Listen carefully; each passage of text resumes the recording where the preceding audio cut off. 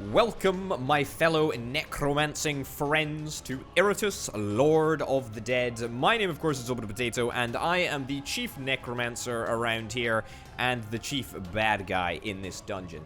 Now, this game is very, very interesting in a number of ways. It's developed by a company called Unfrozen and published by Daedalic Entertainment.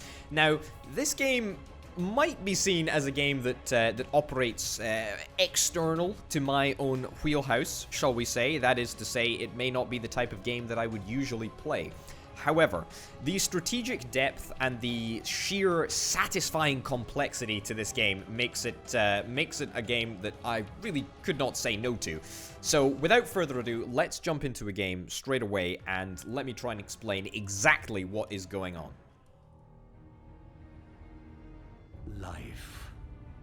Life is a disease.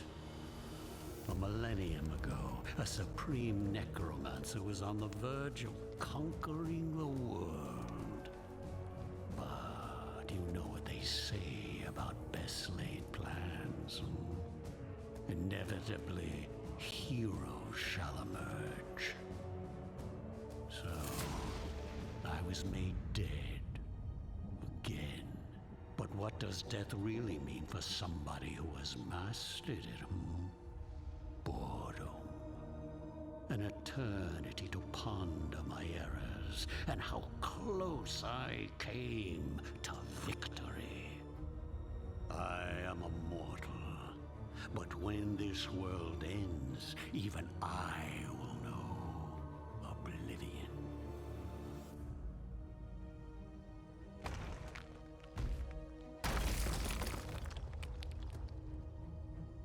So, I ask myself, will I be given another chance to rise before it happens? Another chance to fulfill my ambition? It seems that fate has smiled after all.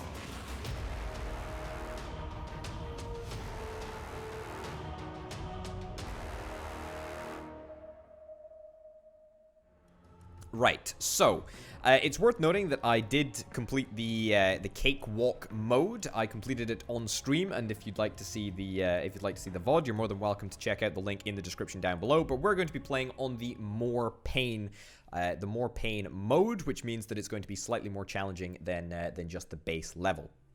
Right. Let's start at the beginning, shall we? This is Iratus. This is who we play as during this game. And boy, oh boy, what a wonderful world to inhabit. I absolutely adore this area. Let's start with the dungeon. So, this is... Let's ignore that for now. This is the map. This is the map that we go on. This is the area in which we take our band of foes into the unknown. So, the whole concept of Iratus, as you would have seen in the intro trailer, is that he is a necromancer that is rising again. And it is our job to try and get to the very top level of... I don't know, from the caves, from the mines, up through the dwarf tunnels, to the mercenary barracks, to the unreleased level, to the palace or something. It is our job to escape this world that the humans and the other races have trapped Iratus in. And to do that, we have to go through a bunch of enemies. Some of the encounters that we shall encounter will be battles. Others will be graves that will aid us, quests that will vex us, and ancient coffins that could maybe do a little bit of both. There's also fountains of restorations and steals.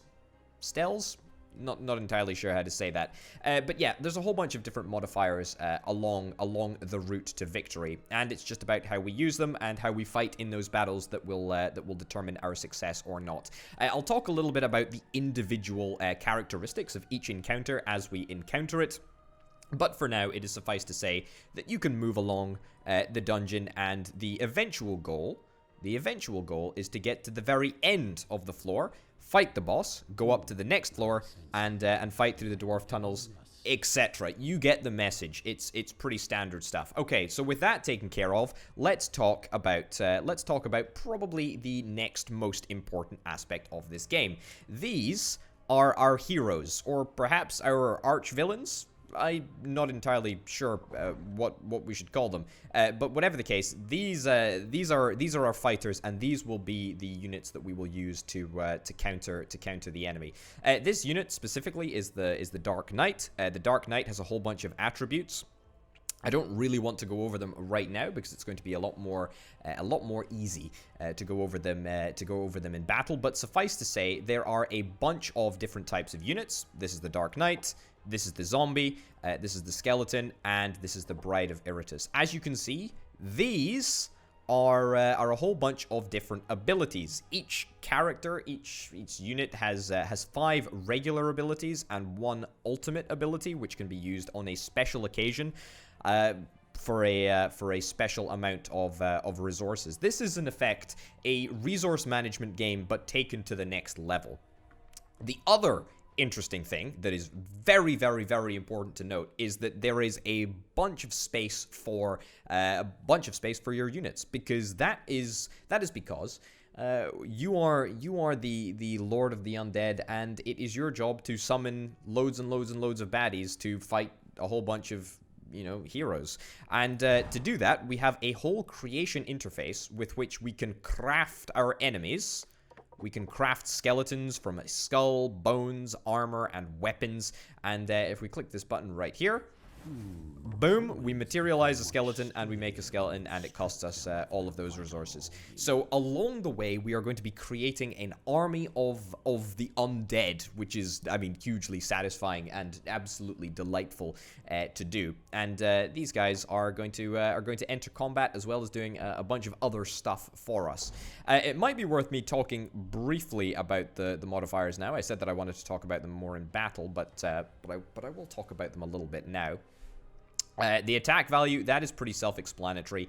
The dread value ties in very, very nicely to the attack value. If you imagine that an attack value will damage your health, well, dread value will damage your sanity. And there's a whole bunch of different attacks that either affect an enemy's sanity or an enemy's vigor. You know what? It's probably just easier if I explain this in battle. So you know what? Let's actually go to a battle, and let's fight. Let's fight with our squad, and let's see what we can do. This isn't the most optimal way of playing, but I think it's worth doing just so that we get the idea. All right, this is the fighting interface. This is the combat mode, if you'd like. Up at the top, we can see the turn order and exactly what's going on, who's going to move, and who's going to go, and who's going to go where. Okay, so the first act is indeed this skeleton over here. Great. So vigor is the name for health in this game. Hit points, fine, whatever. And he starts at 100. That's pretty middle of the road, I would say. Very, very, very middling. As I was saying, 1, 2, 3, 4, 5 abilities that are basic, and 1 which is an ultimate. Okay.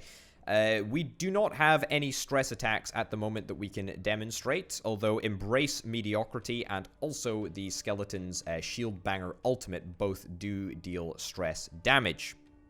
So what I think we want to do in the first instance is we'll do Smite, which is a physical attack. It attacks twice, and 55% of his attack value is dealt per attack. So let's just attack this guy, Hunky. All right, perfect. Let's attack. Cool. So we do a bunch of damage. Right.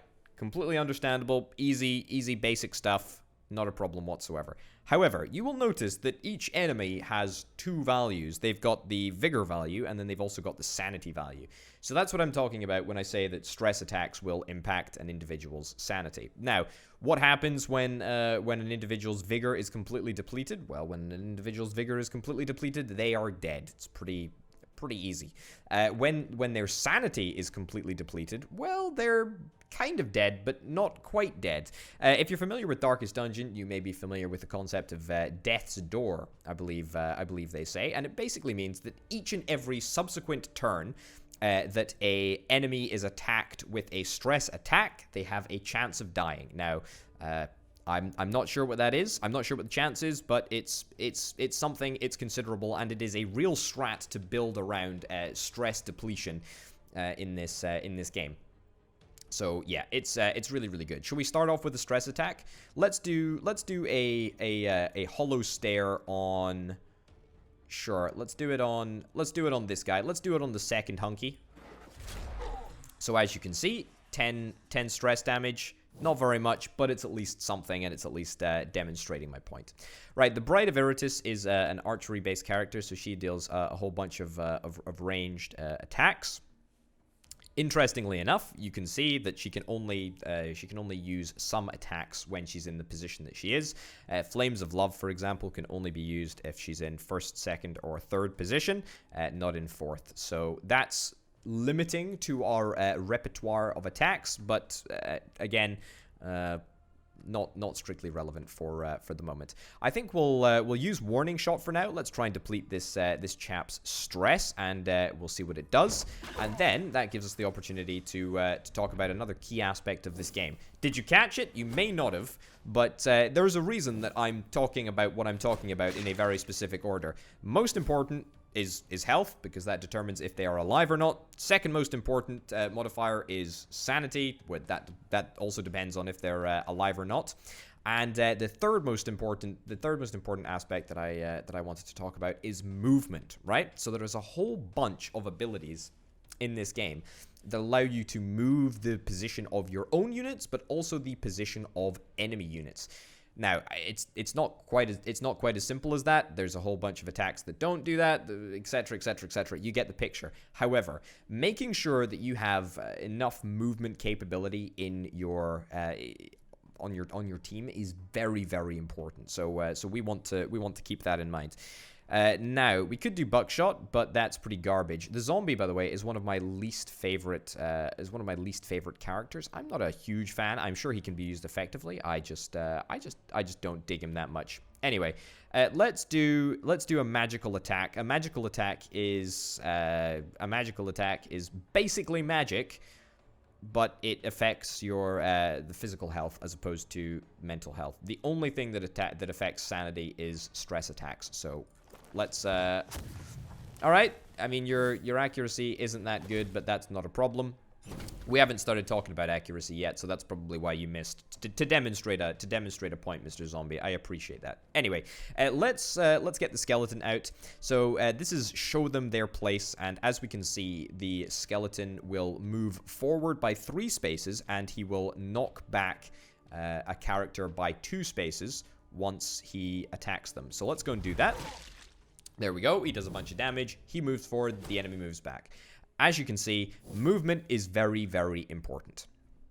Right. What else is worth talking about? Well, there's so much to talk about. There is so much to talk about. Yes, as I was saying, the modifier that determines how much stress attack they do is dread.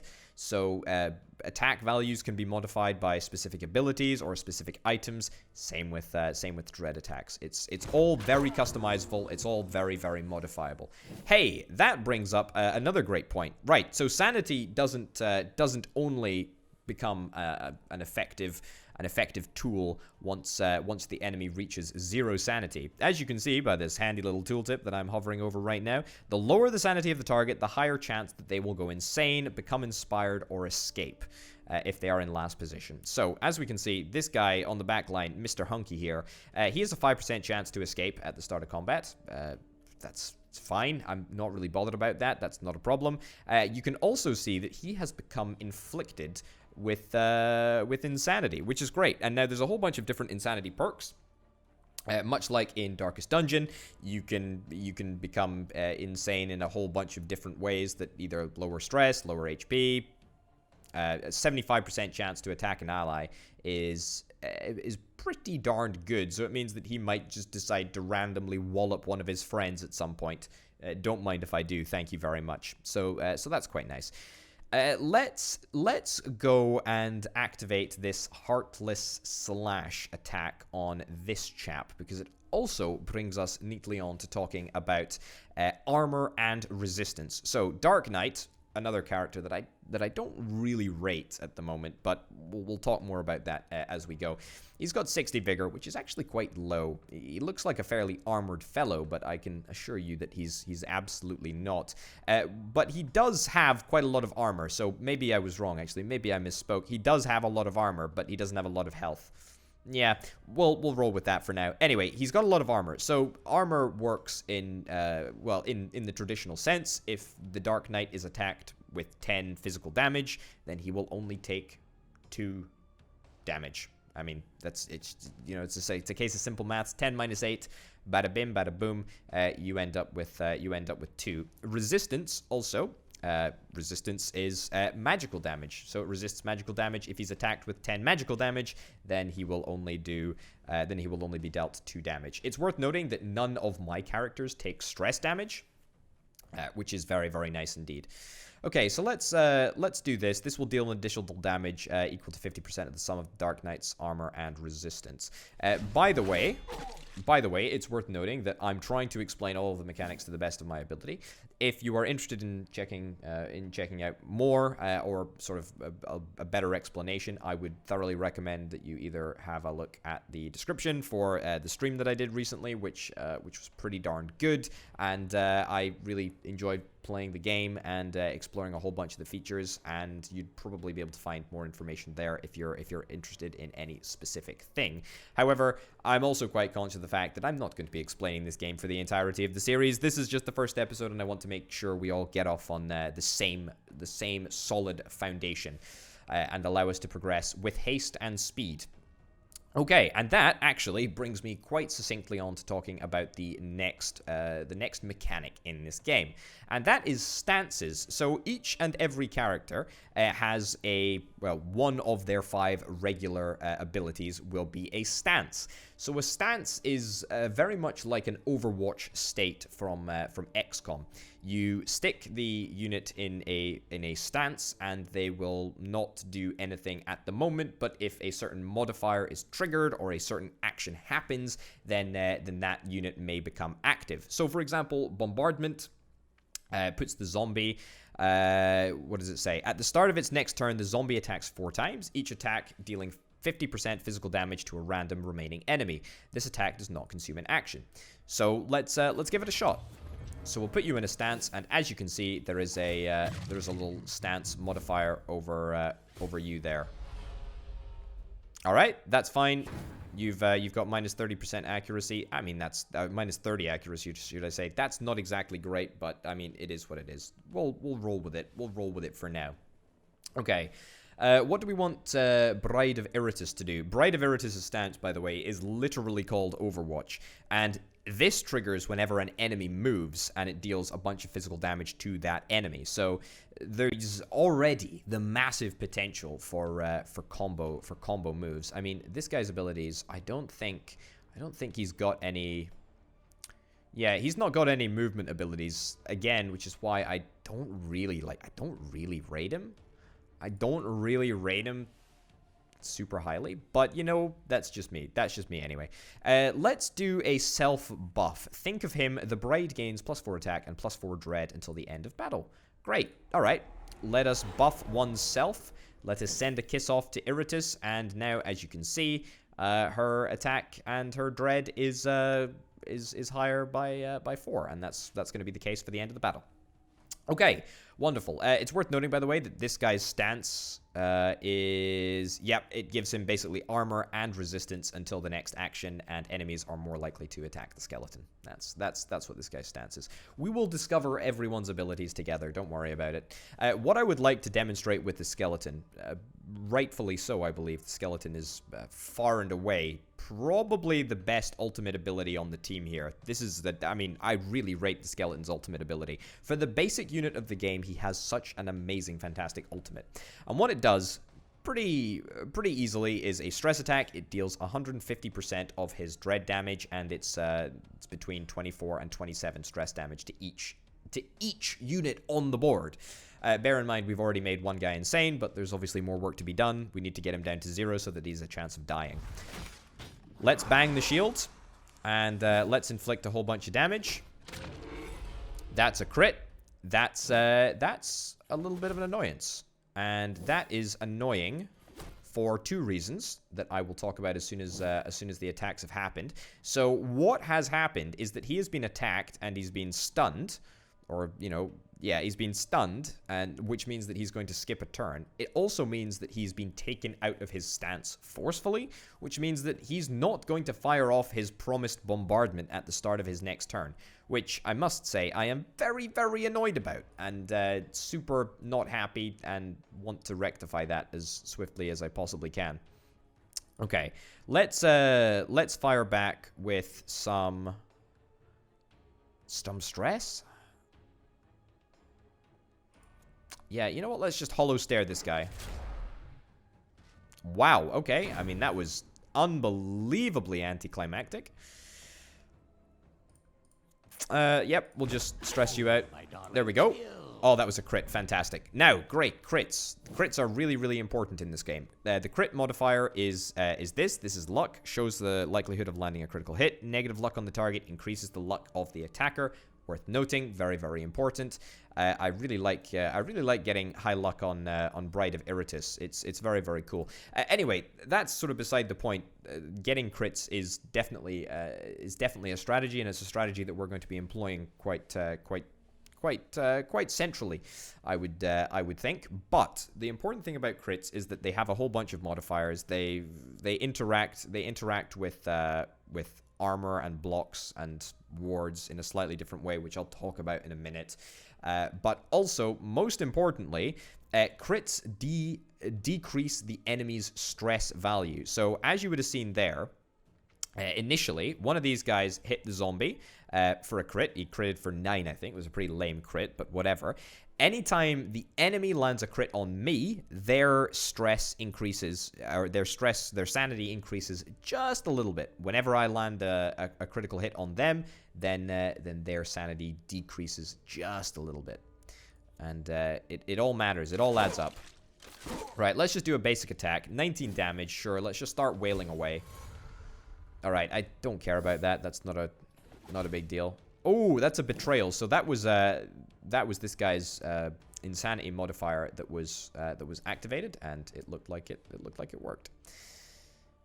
Okay, what do we want to do? Well, I wanted to stress this guy out and maybe show him dying, but I think I want to try and, there we go, deal some actual damage. Ooh, that's a crit debuff. Now the Dark Knight has an ability. He has an ability right here. Removes all debuffs from the Dark Knight, and Iratus gains +8 mana. Well, mana is something that we've not even talked about yet, and I don't really want to talk about in this specific fight because it's not actually relevant for this fight, and I can explain why a little bit later. Okay, let's just keep on killing this guy. We got a 5% chance to crit, but it's not really working. Okay, this guy's going to act later. I think what we want to do is we want to do Chest Piercer, which is a physical damage attack, and we just want to kill this guy. It's a little bit of a waste, unfortunately, of quite a good attack, and she deals quite a lot of damage. But I mean, it's a guaranteed kill, and a guaranteed kill cannot be underestimated. Right, let's... I mean, we could do a stress attack on this guy, but we don't have as much accuracy as I would like. In fact, we don't have any accuracy, basically. Sure, we might miss, but we'll give it a shot anyway. Not imperative that we land that kill there. Oh, he betrays his friend anyway. It's a good thing that we didn't kill him. All right, that was the zombie's stance becoming active. Now we've got access to the zombie's ultimate ability, which is pretty darn good, actually, and allows us to talk a little bit more in depth about ultimate abilities. So you can see this little red ring around this pool of mana, which I've refused to talk about so far. This red ring is called Wrath, and Wrath charges, I believe, when you take damage, but also when you deal damage. So it just charges up during the course of a fight, and when you get enough of it, you can use it to dispense your ultimate abilities. Ultimate abilities don't have any cooldown. I mean, if I had if I had 90 Wrath and I had 2 zombies in my team and they acted sequentially, I could do the cannonball attack twice in a row. Absolutely no difficulty there whatsoever. It's just if you've got enough Wrath to do it, to do the ability, then you can absolutely do it if you want. Okay, so let's do the cannonball ability. I want to try and inflict as much damage as I possibly can on this guy. 26 to 30 damage. It's quite a lot. There we go. 27 damage. Very middle of the road result. That's unfortunate. That's going to replenish a little bit of stress there. Kind of sucks, but whatever. One more for the there we go. piles. All right, and are you gonna attack? You want to escape now? Okay, well that's interesting. You've got a 20% chance of escaping on your next turn. The Dark Knight could not hit a barn wall with his shotgun, apparently, but there you go. I mean, I guess I'll try. I'll try attacking him with stress. 30% chance? Nah, that was always unlikely. You are very physically quite close, though, but that's okay. Let's put you into a stance, just in case we ever get the opportunity to make it work. And then let's use a shield banger. This may seem like a bit of a waste. However, I'm hoping that I can demonstrate someone's sanity being depleted and them dying because of a lack of sanity. Oh, how perfect! It's like this game is working on command. As you can see there, each and every subsequent stress attack to a 0 sanity unit has a chance of killing it, and indeed we did indeed do that. Okay, so this is the victory screen. We've got 100 XP for Iratus, and we'll talk a little bit about that once we get back to base. We've also got Architect's Souls, armor, 2 bits of armor that is, some bones, and some rags. So as we already talked about, you can make some more minions with the ingredients that we have just been given, which is very, very nice indeed. Okay, everyone's health remains the same, so when we go into our next encounter, we'll need to weigh up the odds of keeping this team as is. Or if we want to swap it out. Okay, so there's a whole bunch more stuff that I still need to get to. Let's start with this. So this is our township. And this is the area that we spend these bad boys, the Architect's Souls. So the Architect's Souls are your currency in the game that allow you to make buildings and upgrade buildings. So, the mortuary allows us to fully restore vigor to a unit, and indeed we may do that in the future, but there are a whole bunch of different buildings that all offer different modifiers. Let's start from the top, shall we? The library. So each minion studying the ancient books gives Iratus 40 experience. We'll talk a little bit about Iratus' experience in just a second, but crucially, this is going to cost us 20 Architect's Souls in order to build. It's also going to cost us a Dark Knight. So we need to sacrifice a Dark Knight in order to get it built in the first place. After that, after the library has been built, it will look exactly like the mortuary, or look comparatively similar to the mortuary, and we will be able to put a unit into the first slot, and that will give Iratus some experience. That's worth noting. The obelisk is the same. It's a different type of unit that we need to sacrifice in order to get it. This will generate 4 to 6 Souls of the Architect each and every turn, which is very, very nice. Abode of Wrath. Each minion at the Abode of Wrath gives Iratus 12 Wrath at the beginning of the battle. We talked a little bit about Wrath earlier. It's the modifier that you use to trigger your ultimate. The Dead Lake. Peering into the muddy water, each minion has a 10% chance to discover the random item. A little bit of a spelling mistake there. In the Lake of the Dead. That's cool. Then we've got Excavation, which is each minion exploring the ancient burial grounds. The burial ground finds a random part. So I think what we're going to do in the first instance maybe is get this area set up.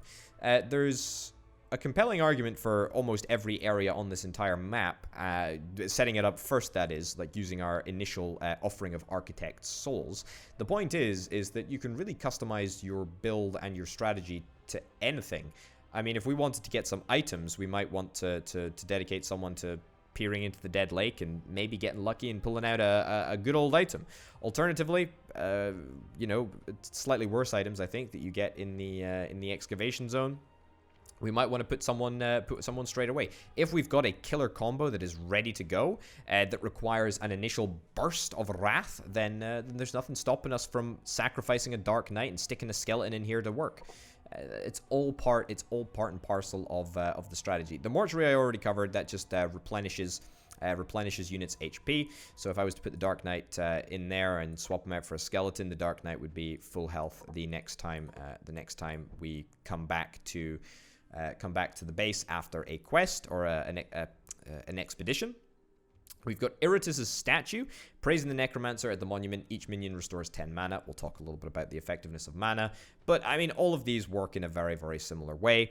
And finally, we've got the arena, which training at the arena, minions gain +2 experience points. It applies after a victory. Okay, experience is the next topic of conversation, and rightfully so, because it's quite important. But rest assured, we will be revisiting the graveyard, the township, because it's very, very important. Right, let's talk about experience just briefly. There's not much to talk about here. It's pretty self-explanatory. This is the experience tree. I love the way that this works. It's really, really fantastic. So, as you can see, the Dark Knight has got, I mean, 1 bit of experience at the moment, and he needs 2 bits of experience in order to level up to get his IQ to the next level. After he does that, he will get a skill point, and we can assign that skill point to either side of either of these trees. We'll probably talk more specifically about this after the next battle, after we get some upgrades, after we get some experience on our units. We'll go into the next battle in just a second. But before we do that, I'd like to talk about someone else's XP, and that's XP for Iratus. So Iratus has, I guess, like global experience points, and he levels up every time he gets 200. And I mean, there are 4 tech trees to choose from, 4 talent trees to choose from, and each talent tree gives massively different modifiers. So the alchemy tree increases the chance of receiving parts at the end of a battle. That's fair enough. Increases the chance of receiving souls of the architect at the end of the battle by 25%. Increases the chance of receiving artifacts at the end of battle by 25%. Allows you to replace parts in a minion with higher quality parts of the same type. That is a very, very, very important upgrade, and we'll talk a little bit about that as we progress later on. But suffice to say that there is a whole bunch of different abilities that we can go for. It's worth keeping in mind that the square ones are actives and will require mana and can be used during combat, which is what we'll be doing in the next fight. And the circular ones are passives, and they are always active, so to speak. Every time a minion misses with an attack, Iratus gains +3 wrath. See, for example, you don't need to think about it. It just sort of happens. I think our first protocol should probably be trying to get an active. I think maybe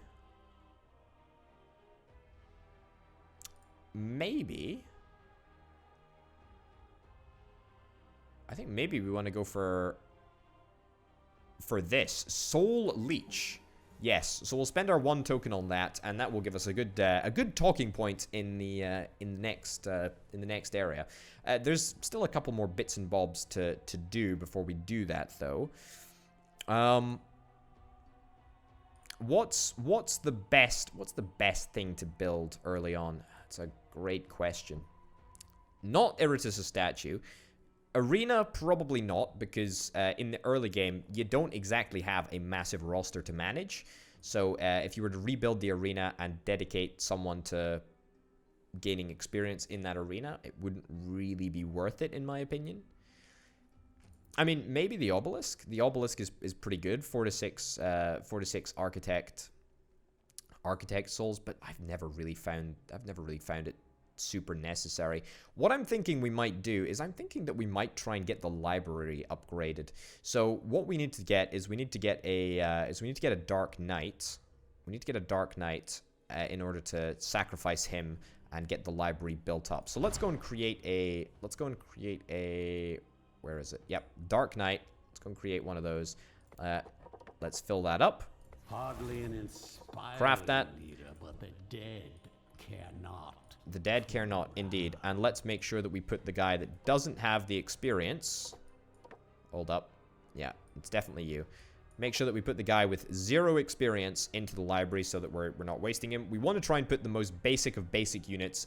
And as our units level up and we get them powerful items and stuff, we want to make sure that we don't waste super powerful units on just, you know, sacrifices to the altar. Right, get that in there.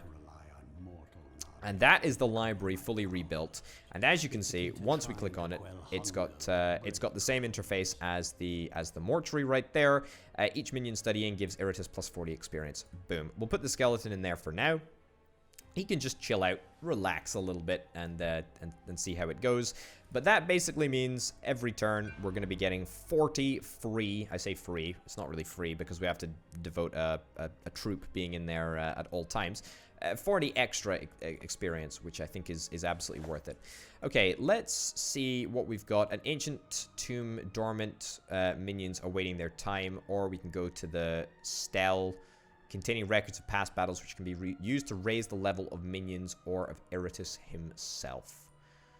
Right, minions or the stele. I mean, we should probably consider this in terms of the larger conflict. Now, there are a couple of elite squads on the map, which, as you can probably guess, are basically just like normal battles, but slightly more powerful. I think I want to try... I think I want to probably try and hit up this ancient coffin. It's pretty good, and it gives us some pretty good items. So for that reason, let's head up this way to the grave. And what do we get? We get the opportunity to pick up a free unit, which is wonderful. Now I've never used this headhunter before. He's a relatively new character for me. If I show you here, there's a couple that so 6 characters is the base number of characters. Skeleton, the zombie, the bride, the wraith, the banshee, and the dark knight are the 6 characters that you start the game with. The rest are unlocked through a variety of tasks, really. I think unlocking the headhunter, you have to kill 3 bosses, which I've done. The mummy, you need to kill like 75 enemies. The vampire, you need to turn 5 enemies into vampires. Blood Phantasm, use 1200 wrath on ultimate abilities. I mean, as you can see, the list goes on. There's a bunch of stuff. But yeah, we don't have everyone unlocked quite yet. I haven't put that much time into the game as a whole. Okay. Yeah, talents, by the way, don't increase. As you can see, applies after a victory except quest battles. So you need to keep that in mind, that when we go out on a little expedition, unless it's a battle, then we won't get some of the modifiers. I think it's the same. Same with the obelisk. Same with the statue. Same with excavation. In fact, same with everything. Okay, I mean, we do have a headhunter, which means that we can use the headhunter to do something else. I don't actually know the ins and outs of the headhunter, and I don't really want to faff around with that too much now. But it looks all right. Looks pretty good. I mean, do we want to stick a headhunter into any of these buildings, or can we stick a headhunter into any of these buildings? I don't think we can. Can't even upgrade the building with a headhunter.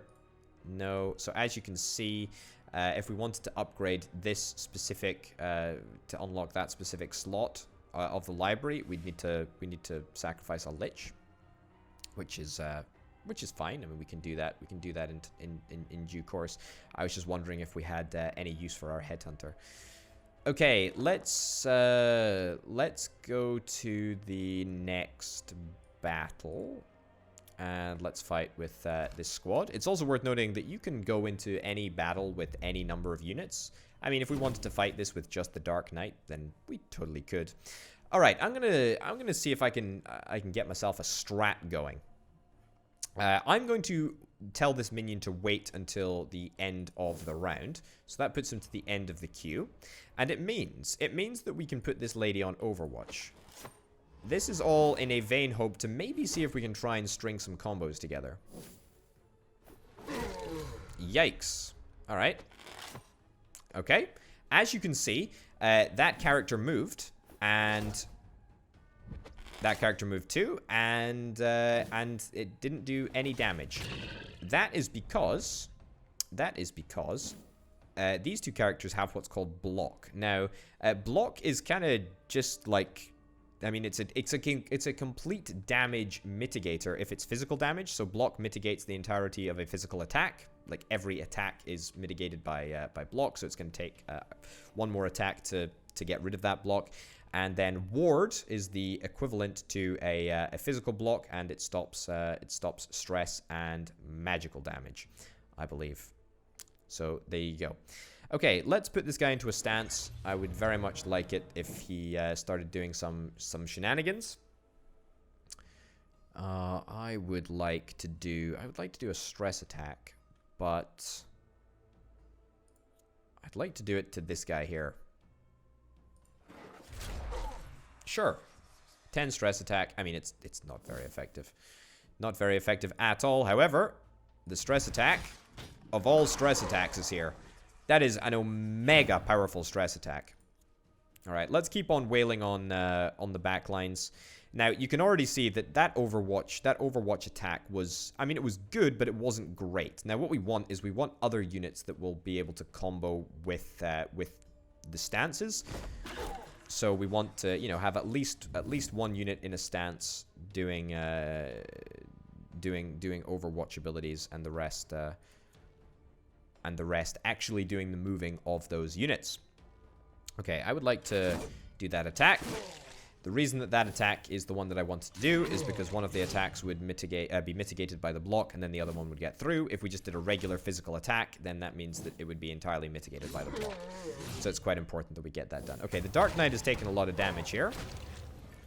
That's pretty unlucky, actually. I was really hoping that we would trigger the block on that one there. Let's use more powder, which is a buff and allows us to do extra damage for the next attack. So let's buff ourselves, and then we'll go into a stance next turn. All right, fine. All enemies lose 12 vigor. Dark Knight recovers a whole bunch of vigor. I mean, this is one of the only healing abilities in the game. So I'm going to do it. Just deal some massive damage. I'm going to get you to go to the end of the turn. And I'm going to put you on Overwatch again, because I think there is a good chance that these guys might move. There you go. He moved, and he gets critted. There we go. Perfect. And he gets critted as well, so so that means he receives extra stress damage, which is perfect. Ooh, I've almost forgotten. We need to use our mana. This is great. So this will deal 35 to 45 stress damage to a chosen enemy, and 20 physical damage to a random enemy, which is pretty darn good, I would say. I mean, 35. I mean, that's almost guarantees that we make this guy completely sanity deprived. Nice, completely insane. Oh, it can be on my team too. All right. Well, I didn't know that. Well, you live and you learn, folks, don't you? I've never used that before. Let's just take that guy out, sure. All right, you're immune. That's the block. It's proc there. Betrayal. Oh, lovely. Oh, and you move again. Oh, you see that? It's so good. It's so good when it works just as intended. Yeah, you don't have any movement abilities, unfortunately. Oh no, you do have a movement ability. You have a movement ability, but I don't want you to do it now. In fact, maybe I do want you to do it now.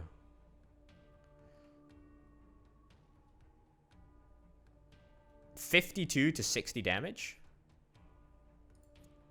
Let's kill you. Nice, and then you're going to be moved back by 2 spaces. Bam.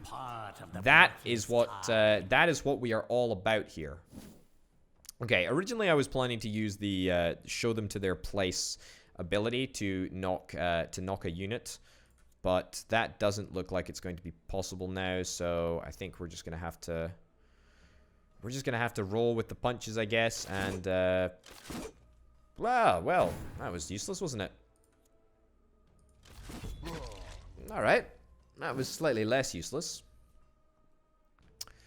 I would really like to demonstrate her ultimate ability, as she basically inflicts a critical hit on absolutely everyone, and it is filthy. It's really, really good.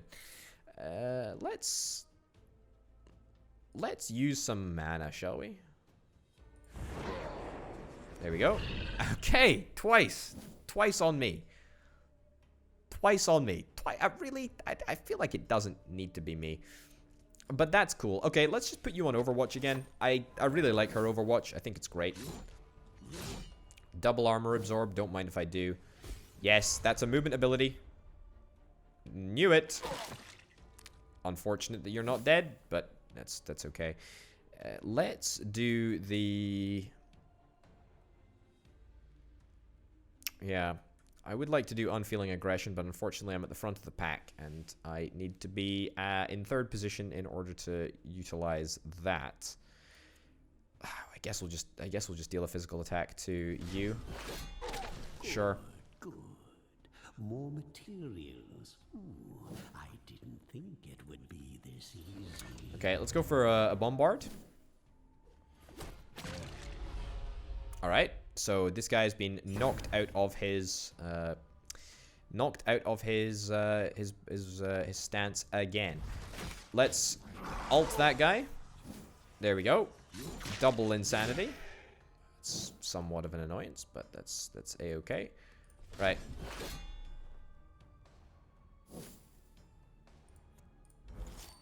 All right. Just die. Fresh corpses. Alright, I think that you're gonna be dead here. I'd certainly hope that you're gonna be dead.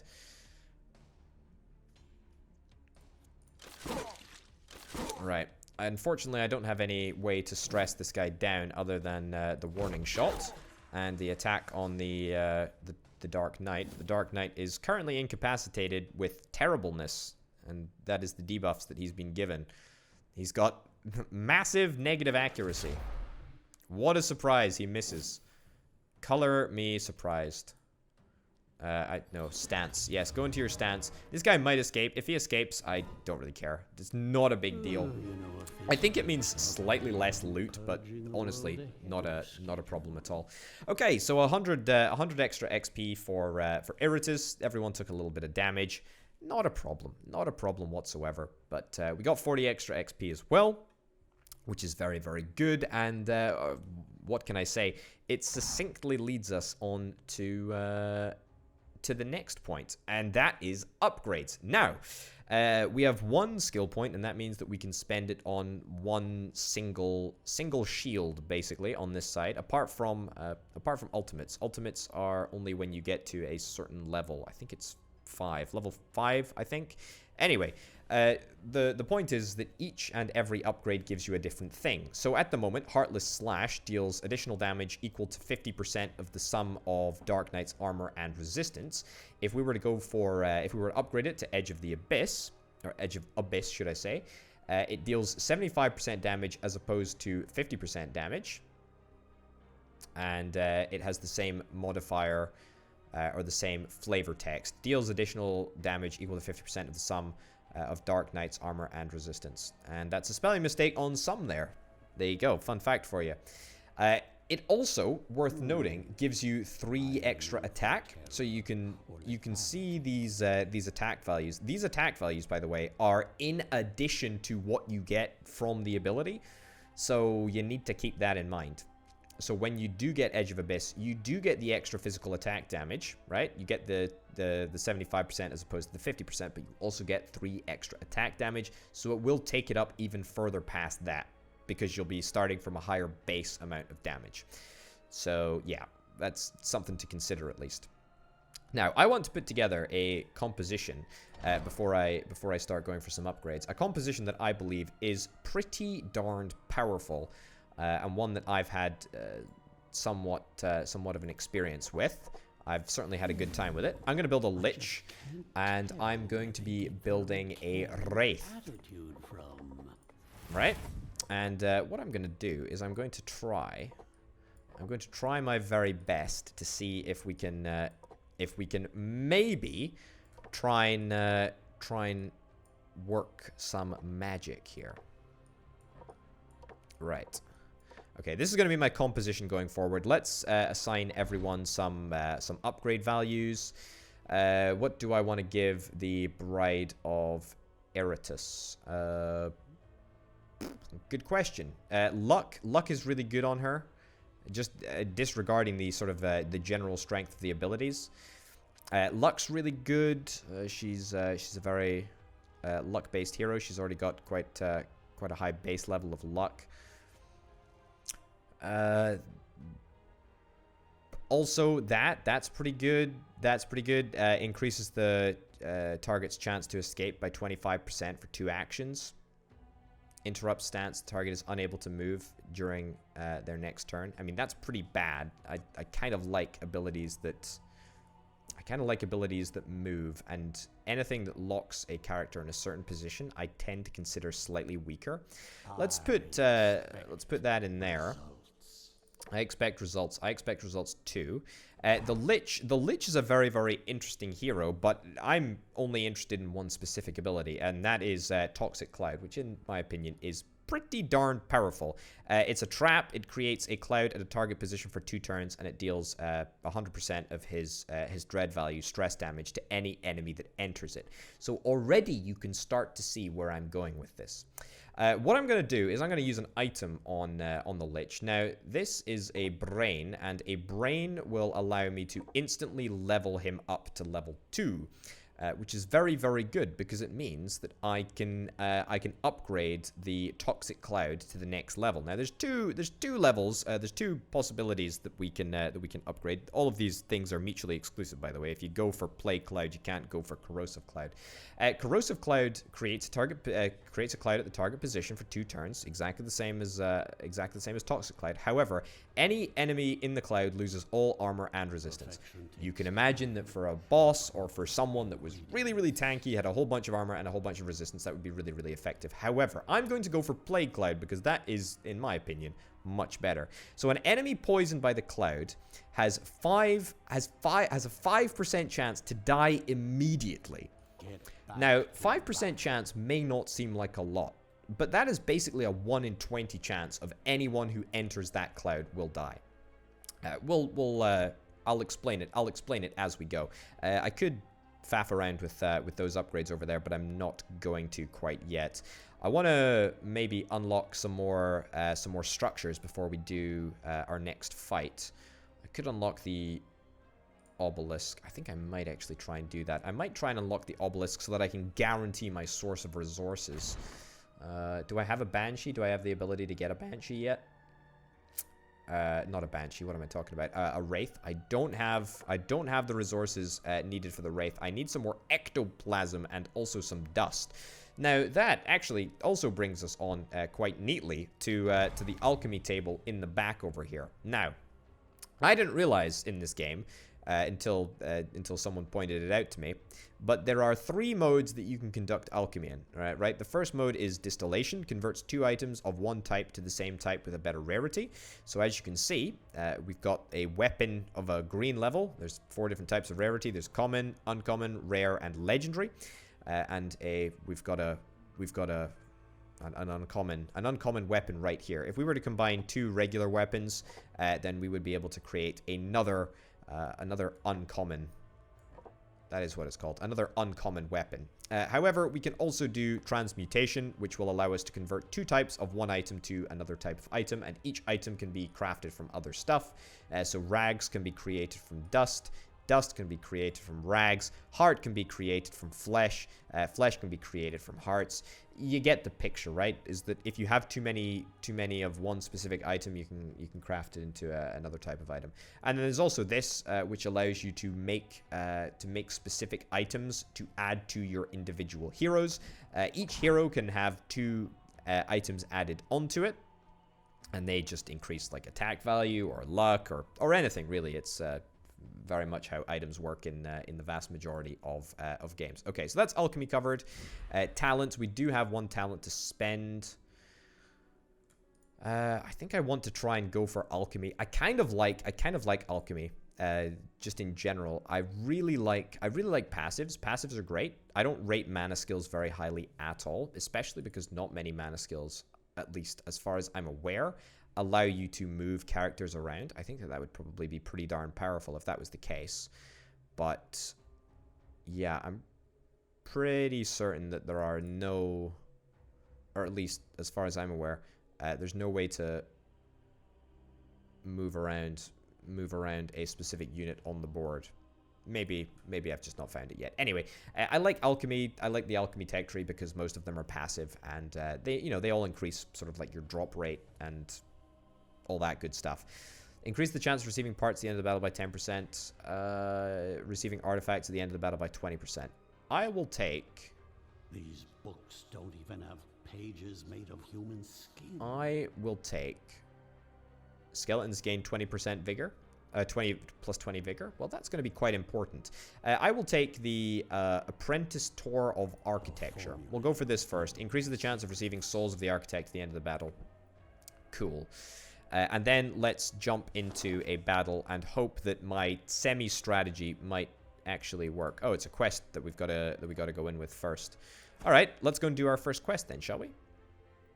As you progress upon your journey towards rightful dominance, you encounter an impressive mustering of resistance, a massive shuffling of feet, and your undead host comes across an even larger host of human slaves. A single dwarf taskmaster is at the head, grinning with darkened teeth as he whips his thralls against you. For the first time in a long time, you realize that you are outnumbered.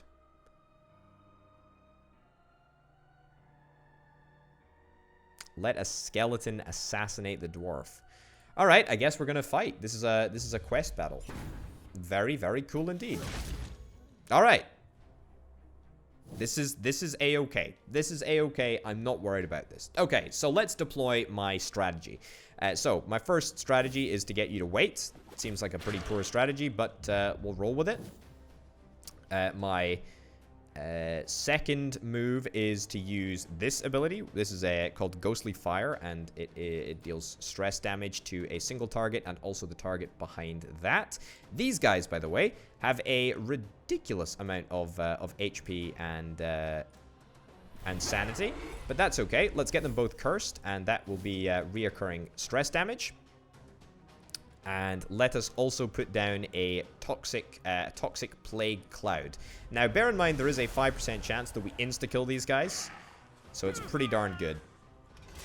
Okay, defensive stance. Fine.